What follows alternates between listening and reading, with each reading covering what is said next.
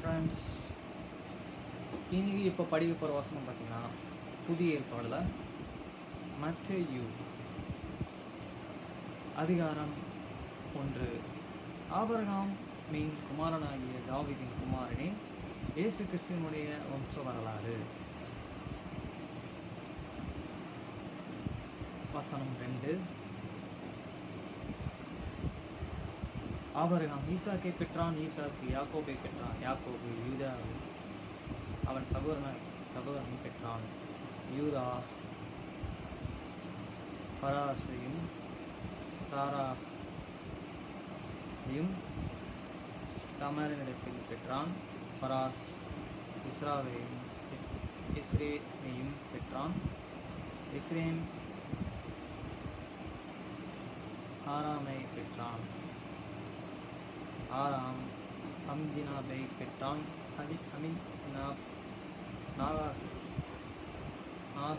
நாசேனை பெற்றான். நாசேன் சல்மோனை பெற்றான். 5. சல்மோன் போவாசை ராகாப்பனிடத்தில் பெற்றான். போவாஸ் உபதேயாவை ரூத்தினிடத்தில் பெற்றான். ரூத் இசையாவை பெற்றான். இசையா தாவீதை பெற்றான். ஈசாய் தாவீது ராஜாவை பெற்றான். தாவீது ராஜா ஊரியனின் மனைவியினிடத்திலிருந்து சாலமோனை பெற்றான். சாலமோன் ராகாப் ரெகேவியாவை பெற்றான். ரெகேவியாம் அபினவாயை பெற்றான். அபினயா ஆசாவை பெற்றான். ஆசா யோசபாத்தை பெற்றான். யோசபாத் எரோமியா பெற்றான். எரேமியாம் உசியாவை பெற்றான். உசியா யோதோபியாவை பெற்றான். யோதோபியாம் ஆகாஸை பெற்றான். ஆகாஸ் எசேக்கியாவை பெற்றான். எசேக்கியா மனாசை பெற்றான். மனாசே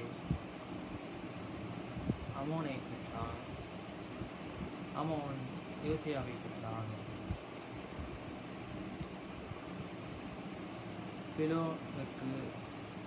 பாபிலோனுக்கு சிறைப்பட்டு போகும் காலத்தில் யோசியா எகோனியாவையும் அவனுடைய சகோதரரையும் பெற்றான். பாபிலோனுக்கு சிறைப்பட்டு போன பின்பு எகோனியா சாலாத்தேயை பெற்றான். சாலாத்தியை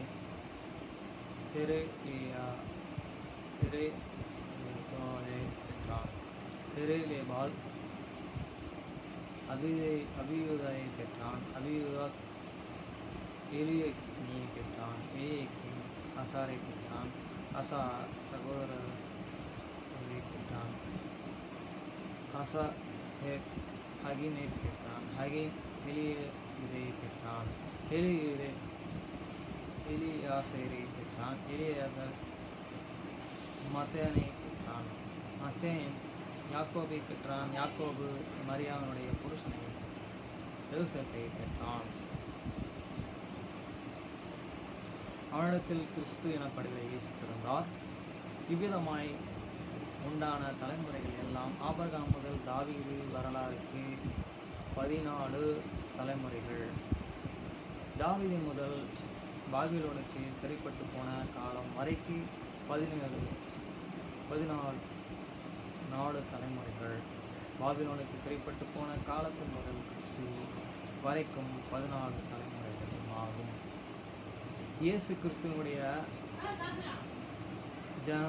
ஜனத்தின் விரோதமானது அவருடைய தாயாராகிய மரியாள் யோசேப்புக்கு நியமிக்கப்பட்டிருக்கையில் அவர்கள் கூடி வரும் முன்னே அவள் பரிசுத்தாவியினாலே கர்ப்பவதியானாள் என்று காணப்பட்டது. அவள் புருஷனாகிய யோசேப்பு நீதிமானாயிருந்து அவளை அவமானப்படுத்த மனதில்லாமல் ரகசியமாய் அவளை தள்ளிவிட யோசனையாயிருந்தான். அவன் இப்படி சிந்தித்து கொண்டு இருக்கையில் கர்த்தருடைய தூதன் சொப்பனத்தில் அவனுக்கு காணப்பட்டு, தாவீதின் குமாரனாகிய யோசேப்பே, உன் மனைவியாகிய மரியாள் சேர்த்துக்கொள், ஐயப்படாதே. அவளிடத்தில் உற்பத்தியாக இருக்கிறது பரிசுத்த ஆவியினால் உண்டானது.